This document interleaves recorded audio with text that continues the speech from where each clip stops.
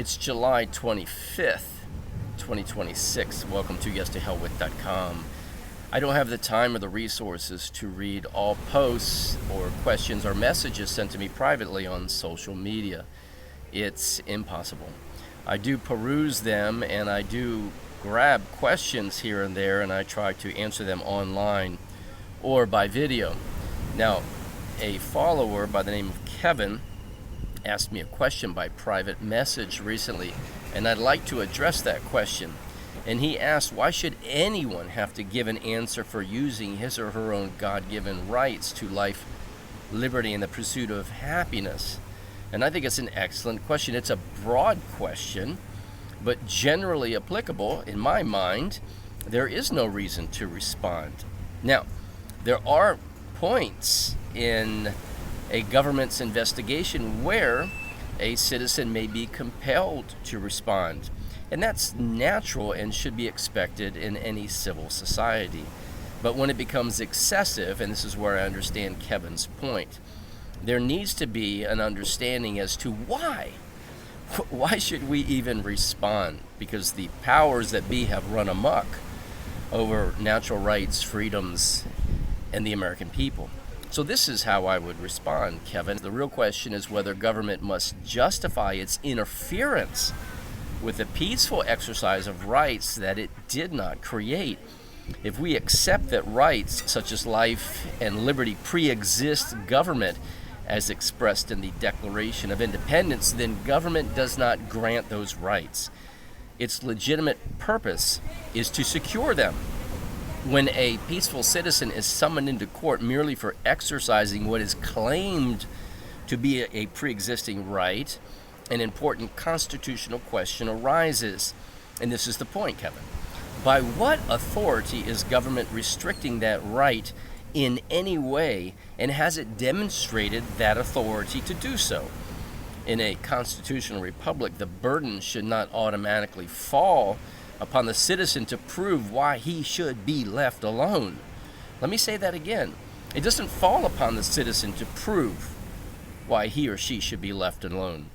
The government should be prepared to explain why its interference is lawful, constitutional, and justified under the particular facts. That doesn't mean every regulation is invalid.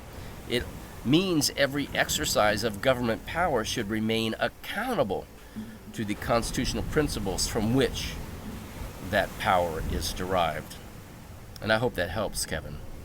Now, I'd like to also respond to a question that Jen posed to me, and it happened to deal with the revenue video that I created, in which I suggested that the people were culpable for the environment and the persistence of expansive government with the MO, the modus operandi of collecting money. Revenue officers, so to speak.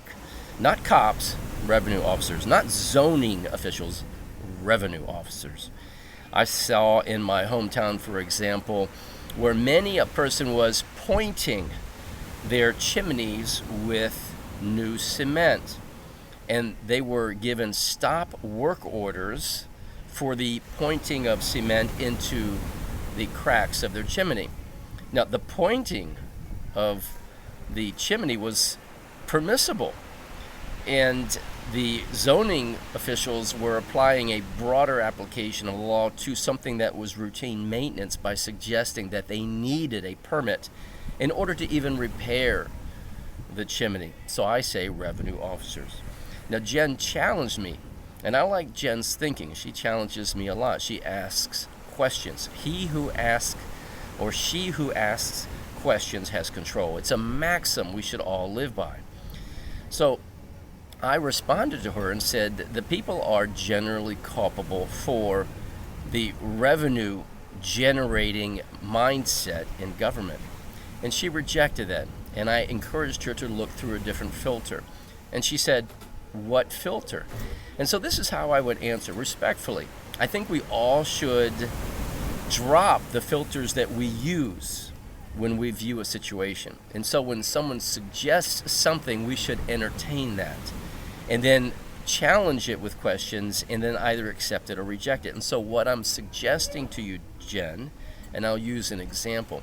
If America is the most incarcerated country in the world, if it's the fattest country in the world, if it's the unhealthiest country in the world, if it's the least free among the top 20 or 19 or 15 industrialized nations, I suggest that the people are culpable. And if the general understanding among local, state, and federal government is to raise money because the Americans will pay it, then we get what we deserve in essence. We elect the people at local, state, and federal level that we deserve. And if we become the fattest country, the most drugged country with respect to medicines and pharmaceuticals, the laziest country, the least free, the most incarcerated, who are we to ultimately blame? Now, if you let somebody into your house and they take advantage of you and your house and your property and your family, and you don't get rid of them, you don't change your posture, who's to blame? Now you might say, Jen, that's a poor example. It just came to my head, so I'm going to use it. And I would say you are responsible until you direct them, or eventually, if you have to, use force. It's your house. Now this is our country. These are our cities. So if the police chief is going about a revenue scheme to raise money by issuing tickets, and we don't know about it, shame on us. I don't care if we don't know about it or not. We should know about it. We should be challenging authority all the time.